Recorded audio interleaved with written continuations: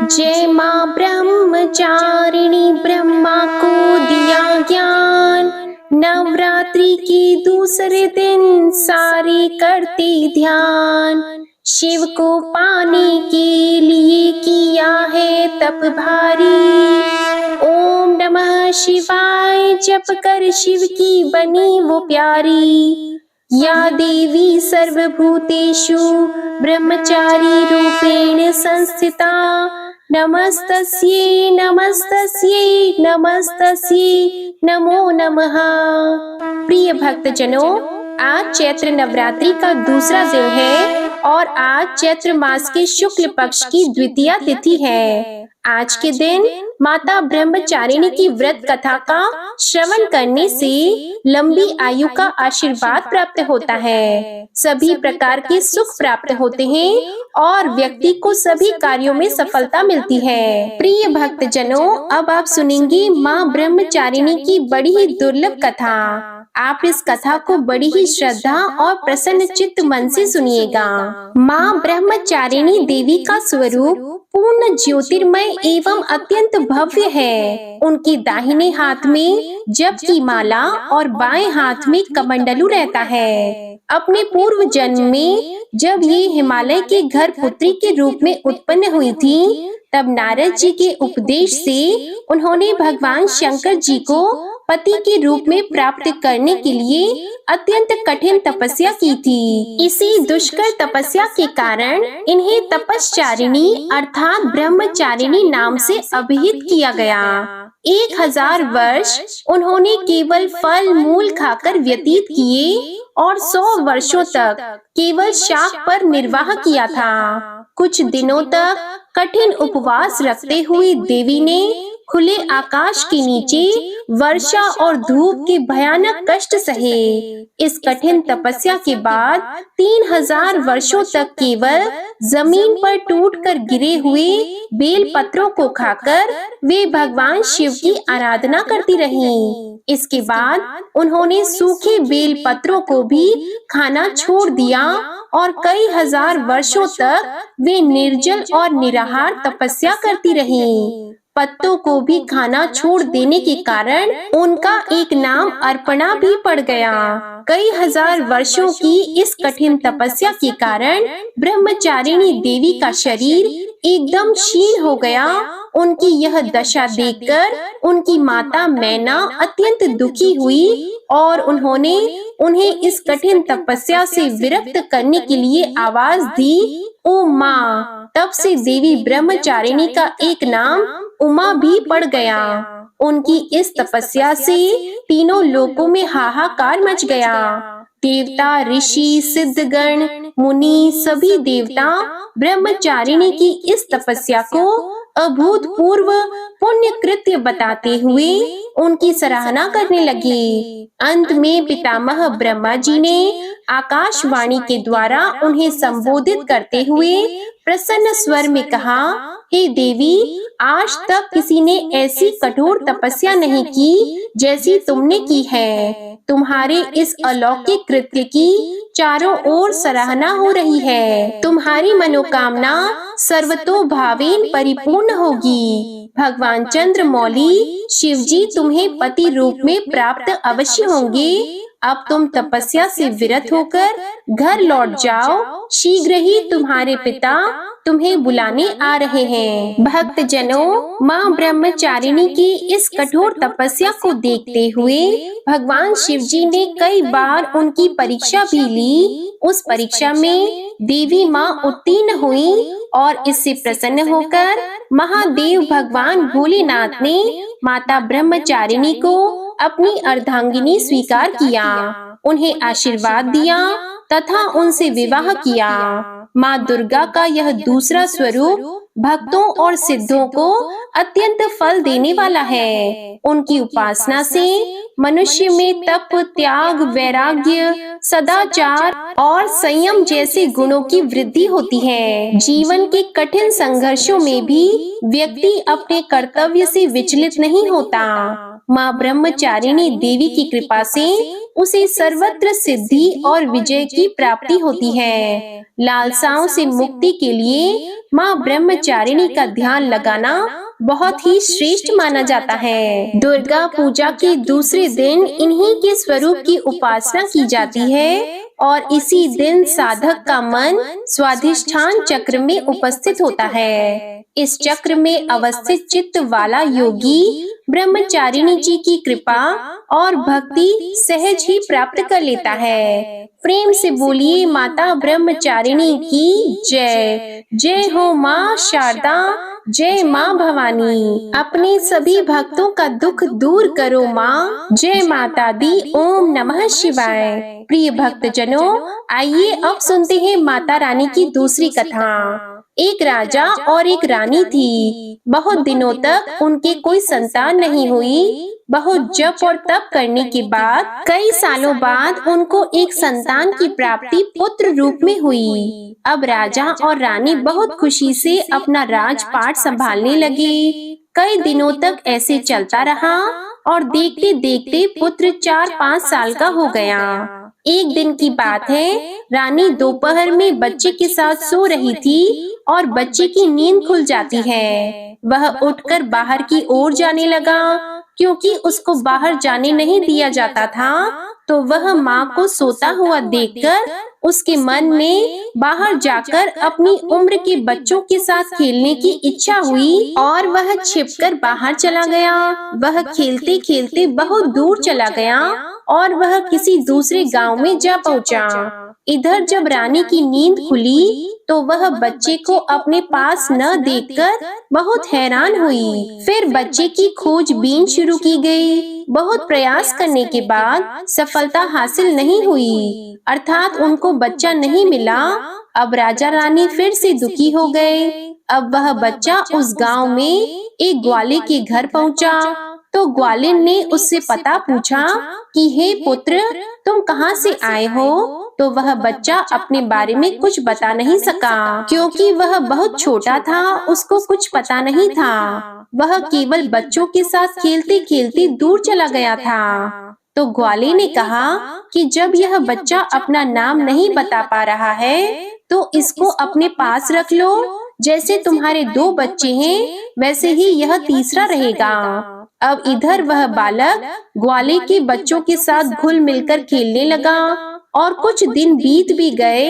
एक दिन ग्वाले की नजर उस बच्चे के हाथ पर पड़ी तो वह देखा कि उसके हाथ में किसी का नाम लिखा हुआ है। तो वह बच्चे से पूछा, पुत्र, यह किसका नाम है? तो उस बच्चे ने कहा, यह हमारे पिताजी का नाम लिखा है। तो ग्वाले ने कहा कि हम आपके पिताजी का नाम ढूंढते हुए घर पर चलेंगे। अब देखिए, इधर जब राजा शिकार पर निकल जाते हैं तो रानी रोज अपने बच्चे को इधर उधर ढूंढती है, क्योंकि माँ का हृदय था। वह दिन भर तड़पती अपने बच्चे की याद में इधर उधर बाग बगीचे में देखती कि कहीं मेरे बच्चे का कोई संदेश आ जाए।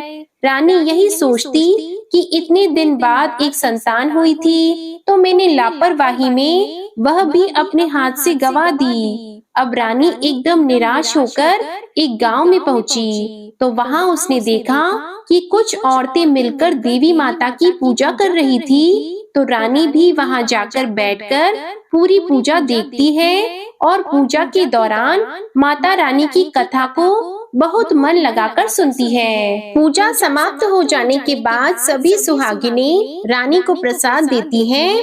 तब रानी ने पूछा, बहन, आप किसकी पूजा कर रही हैं?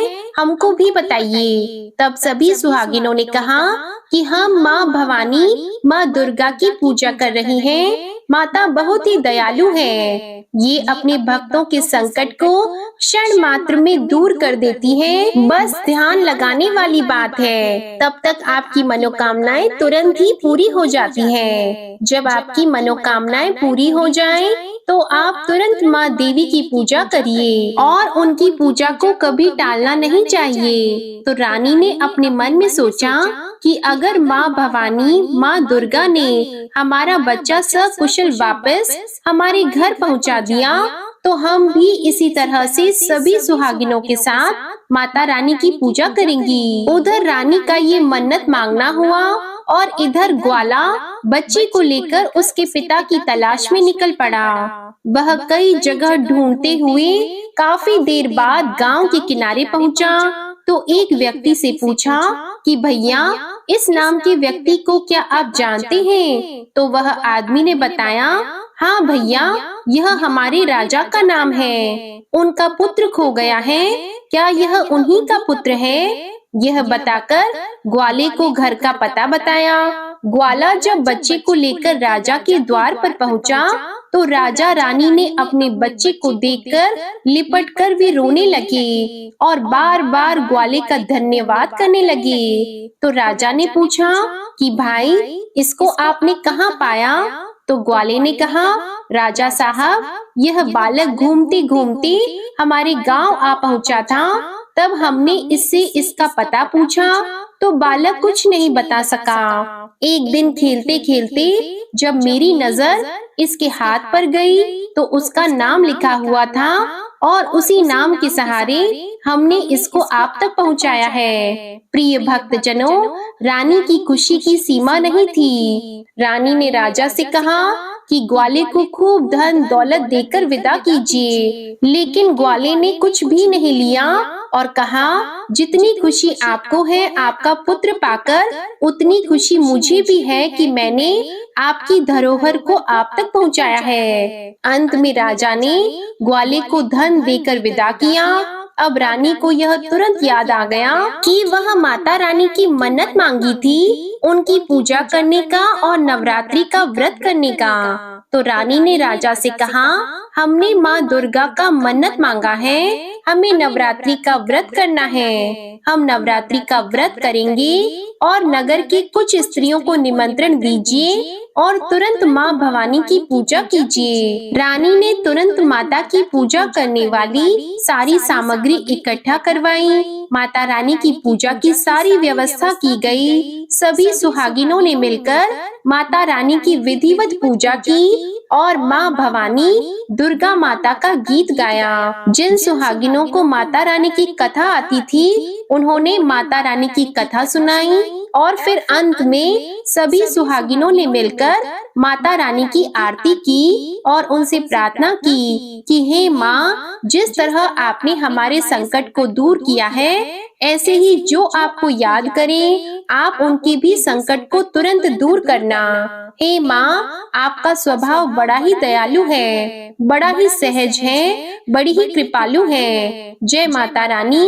हे माँ भवानी, जिस प्रकार आपने रानी के बच्चे को वापस किया, उसकी गोद भरी, उसके जीवन में खुशियाँ लौटाई, उसी प्रकार सभी माताओं की गोद को हरा भरा रखना, सभी के घर में सुख समृद्धि लाना। जय माँ दुर्गा। ओम नमः शिवाय। प्रिय भक्तजनों, आइए अब सुनते हैं माँ तारा रानी की कथा। एक समय की बात है, माँ भगवती को मानने वालों में से एक राजा स्पर्श भी थे। वो दिन रात उनकी पूजा अर्चना में लीन रहते थे। राजा को किसी चीज की कोई कमी नहीं थी, बस उन्हें बच्चे की ख्वाहिश थी। सालों से बच्चा नहीं होने के कारण राजा कुछ निराश रहा करते थे। एक दिन राजा की भक्ति से खुश होकर माँ भगवती ने सपने में आकर उसे 2 बेटी होने का वरदान दिया। आशीर्वाद मिलने के कुछ समय बाद राजा के घर एक बेटी पैदा हुई। बेटी पैदा होने की खुशी में राजा ने सबको दावत दी और बेटी की कुंडली बनवाने के लिए पंडितों को बुलवाया। सबने राजा से एक ही बात कही कि यह साक्षात देवी का रूप है। जहाँ भी इसके कदम पड़ेंगे वहाँ खुशियाँ ही खुशियाँ होंगी। यह भगवती देवी की भक्त होगी। इतना सब कहकर पंडितों ने लड़की का नाम तारा रख दिया। कुछ समय के बाद मंगलवार के दिन राजा के घर एक और बेटी पैदा हुई। ज्योतिषियों ने उसकी भी कुंडली बनाई और उदास हो गए। राजा ने जब उनकी उदासी का कारण पूछा तो ज्योतिषियों ने बताया कि ये लड़की आपके जीवन में खूब सारा दुख लेकर आएगी। राजा ने ज्योतिषों से पूछा कि आखिर मैंने ऐसे कौन से खराब कर्म किए थे कि इसने मेरे घर जन्म लिया है। ज्योतिषियों ने बताया कि आपकी दोनों बेटियां राजा इंद्र की अप्सराएं हुआ करती थी। इनमें से बड़ी बहन का नाम तारा और छोटी का नाम रुकमन था। एक दिन ये दोनों मिलकर धरती की सैर करने के लिए गईं। दोनों ने ही वहां पहुंचकर एकादशी के दिन का व्रत रखा। तारा ने अपनी छोटी बहन से कहा कि आज एकादशी का व्रत है, इसलिए बाजार जाकर कुछ ताजे फल ले आओ, लेकिन वहाँ कुछ मत खाना। रुकमन बाजार फल लेने के लिए चली गई। वहाँ उसे मछली के पकौड़े दिखे। उसने झट से उन्हें खा लिया और अपनी दीदी के लिए कुछ फल ले लिए। रुकमन से तारा ने पूछा कि तुम अपने लिए फल क्यों नहीं लाई? तो उसने जवाब दिया कि वो मछली के पकौड़े खाकर आई है। तारा ने गुस्से में कहा कि तुम पापिन हो, एकादशी के दिन तुमने मछली खा ली। ऐसे खराब कर्म के लिए मैं तुम्हें छिपकली बनने का श्राप देती हूँ। अब उसी जंगल में तारा की बहन छिपकली बनकर रहने लगी। वहाँ एक जाने माने ऋषि गुरु गोरख भी अपने कुछ शिष्यों के साथ रहते थे। उनके शिष्यों में से एक बहुत ही घमंडी था। अपने घमंड के चलते वो शिष्य कमंडलों में पानी भरकर एकांत में बैठकर तपस्या करने लगा। तभी एक प्यासी गाय वहां आ गई। उसने सीधे अपना मुंह उस कमंडलू में डाला और पानी पी लिया। पानी पीने के बाद जैसे ही गाय अपना मुंह बाहर को निकालने लगी तो कमंडल नीचे गिर गया और ऋषि का ध्यान भंग हो गया। ऋषि ने देखा कि गाय पानी पी गई है। अब गुस्से में ऋषि ने गाय को एक चिमटे से बुरी तरह घायल कर दिया। इस बात की जानकारी जब गुरु गोरख को पड़ी तो वे तुरंत गाय को देखने के लिए गए। जैसे ही उन्होंने गाय की हालत देखी, वैसे ही अपने उस घमंडी शिष्य को आश्रम से बाहर निकाल दिया। कुछ दिनों के बाद गौ माता पर किए गए उस अत्याचार से होने वाले पाप को कम करने के लिए उन्होंने एक यज्ञ करवाया। इस यज्ञ के बारे में गाय को चिमटे से मारने वाले घमंडी शिष्य को भी पता चला। वो सीधे पक्षी का रूप धारण करके यज्ञ स्थल पर गया और भोजन में अपनी चोंच से मरा हुआ सांप डाल दिया। किसी को इस बात की खबर नहीं हुई। यह सब होते हुए तारा से श्राप मिलने वाली छिपकली रुकमन देख रही थी। उसके मन में हुआ कि इसे खाकर सारे लोग मर जाएंगे। सबकी जान बचाने के लिए छिपकली बनी रुकमन सभी लोगों के सामने भोजन पर गिर गई। लोगों ने छिपकली को खूब कोसा और बर्तन को खाली करने लगे। उसी वक्त भंडारा करने वालों को खाने में मरा हुआ सांप भी दिखा।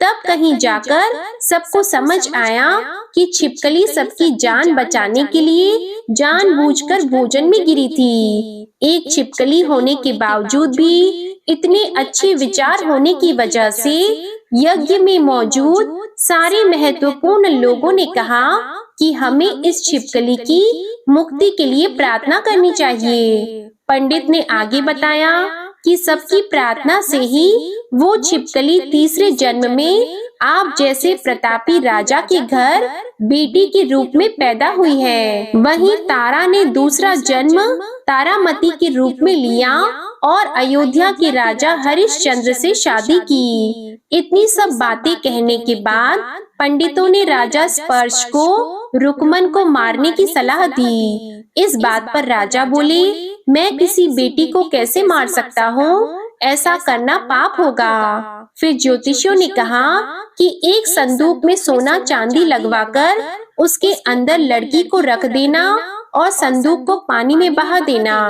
उसमें लगा हुआ सोना चांदी देखकर लोग नदी से संदूक जरूर निकालेंगे और लड़की की जान बच जाएगी। राजा ने ज्योतिषों के बताए अनुसार वैसा ही किया।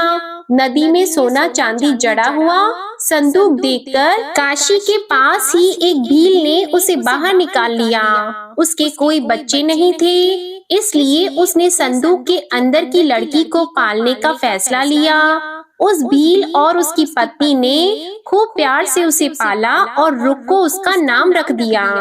बड़ी होते ही दोनों ने रुको की शादी करवा दी। रुक्को की सासू माँ तारामती और राजा हरिश्चंद्र के महल में साफ सफाई करने का काम किया करती थी। कुछ दिनों के बाद रुक्को की सासू माँ बीमार हो गई।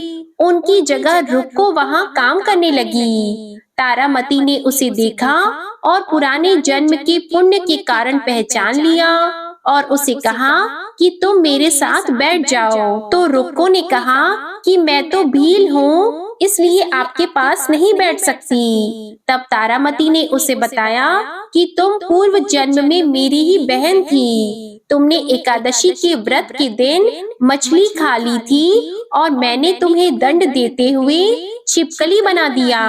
अब तुम्हें दोबारा मनुष्य जन्म मिला है, तो इस जन्म में माँ वैष्णो देवी की पूजा करके पुण्य कर्म करो।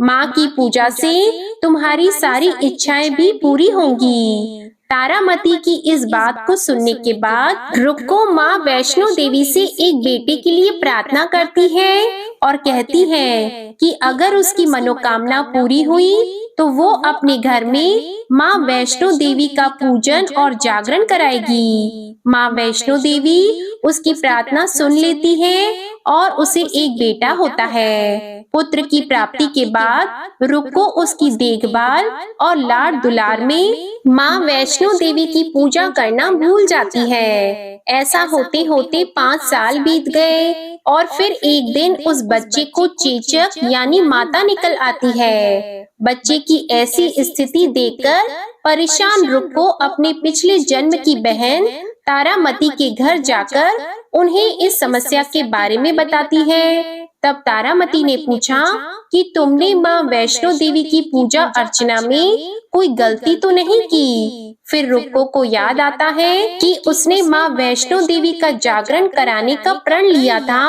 ये बात याद आते ही रुक्को को काफी पछतावा हुआ और मन में उसने माँ से कहा कि बच्चे के ठीक होते ही वो अपने घर में जागरण कराएगी। अगले ही दिन उसका बेटा पूरी तरह स्वस्थ हो जाता है। तभी रुक्को ने माता रानी के मंदिर जाकर पुजारियों को कहा कि मंगलवार के दिन घर में जागरण करवा दीजिए। तब रुक्को की बात सुनकर पंडित कहते हैं कि तुम यही 5 रुपए दे दो, तुम्हारे लिए हम मंदिर में ही जागरण करा देते हैं। तब रुक्को कहती है, मुझे पता है कि मैं चमारिन हूँ, लेकिन आप मेरे घर आकर ही जागरण करवा दीजिए। माँ किसी तरह का भेदभाव नहीं करती, तो आपको भी नहीं करना चाहिए। इस पर पंडितों ने विचार विमर्श करके कहा कि अगर रानी आपके जागरण में आती है तो हम तुम्हारे घर आकर जागरण करने के लिए तैयार हैं। पंडितों की बात सुनकर रुक्को अपनी बहन रानी तारामती के पास जाती है और तारामती को सारी बात बताती है। रुक्को की बातें सुनकर तारामती जागरण में जाने के लिए तैयार हो जाती है। इस बात को बताने के लिए रुक्को जब पंडित जी के पास जाती है तब उनके बीच की बातों को सेन नामक नाई सुन लेता है। फिर वह राजा हरिश्चंद्र को जाकर सारी बातें बता देता है। राजा के मन में हुआ कि रानी को नीची जाति वालों के घर जागरण में नहीं जाना चाहिए। इसी वजह से वो अपनी उंगली काट लेते हैं जिससे उन्हें नींद न आए और रानी जागरण में न जा सके। जब जागरण का समय होता है तब भी राजा को जागते हुए देखकर रानी मन ही मन माँ वैष्णो देवी से प्रार्थना करती है कि महाराज को नींद आ जाए ताकि मैं जागरण में जा सकूं। रानी की प्रार्थना के कुछ ही देर बाद राजा को नींद आ जाती है। फिर रानी तारामती रोशनदान में रस्सी बांधकर महल से नीचे आकर रुक्को के घर चली जाती है। इसी जल्दबाजी में रास्ते में ही रानी का रेशमी रुमाल और एक पांव का कंगन गिर जाता है। इधर कुछ वक्त बाद राजा हरिश्चंद्र की नींद टूट जाती है। नींद खुलने पर रानी को अपने पास न देखकर राजा उसकी तलाश में निकल जाते हैं। रानी को ढूंढते ढूंढते उन्हें रानी का रुमाल और कंगन मिलता है। रानी की चीजों को अपने साथ लेकर राजा जागरण स्थल पहुँचते हैं और एक जगह चुपचाप बैठकर जागरण सुनने लगते हैं। माँ वैष्णो देवी के जयकारे के साथ जागरण खत्म होता है और सभी को प्रसाद दिया जाता है। तब रानी अपने हिस्से के प्रसाद को झोली में डाल लेती है। रानी के ऐसा करने पर लोग उनसे पूछते हैं कि वो प्रसाद क्यों नहीं खा रही हैं। अगर आप प्रसाद का सेवन नहीं करती हैं, तो जागरण में आए लोग भी प्रसाद नहीं खाएंगे। तब रानी बोलती है कि वह प्रसाद राजा के लिए था, अब आप मुझे प्रसाद दीजिए। फिर अपने लिए प्रसाद लेकर रानी सबके सामने उसे खा लेती है। रानी के प्रसाद खाते ही जागरण में मौजूद सभी भक्तों ने भी प्रसाद खाया। उसके बाद रानी महल के लिए निकल जाती है। तभी रास्ते में ही राजा उन्हें रोककर पूछते हैं कि तुमने नीच जाति के घर प्रसाद खाकर खुद को अपवित्र कर लिया है। तुमने मेरे लिए भी प्रसाद रखा है, अब तुम उससे मुझे भी अपवित्र करना चाहती हो। अब मैं तुम्हें अपने महल नहीं लेकर जा सकता। यह बोलते हुए जब राजा रानी की झोली को देखता है, तब उन्हें प्रसाद की जगह गुलाब, चंपा जैसे अनेक फूल और कच्चे चावल और सुपारियां नजर आती हैं। इस चमत्कार को देखकर राजा हैरान हो जाते हैं। फिर राजा चुपचाप रानी को अपने साथ लेकर महल पहुंचते हैं। वहां रानी बिना माचिस के ही माता रानी के सामने दीप जलाकर राजा हरिश्चंद्र को और हैरान कर देती है। फिर रानी बोलती है कि माता के दर्शन करने के लिए बहुत बड़ा त्याग करना पड़ता है। इसके लिए आपको अपने बेटे रोहिताश्व की बलि देनी होगी, तभी माँ दुर्गा आपको साक्षात दर्शन देगी। यह सुनकर राजा के मन में माँ के दर्शन की इच्छा होने लगी, जिसके लिए राजा अपने पुत्र की बलि देते हैं। बलि देने के बाद माँ दुर्गा शेर पर सवार होकर प्रकट होती हैं। उन्हें देखकर राजा हरिश्चंद्र काफी खुश हो गए और माँ दुर्गा ने तुरंत राजा के बेटे को दोबारा जिंदा कर दिया।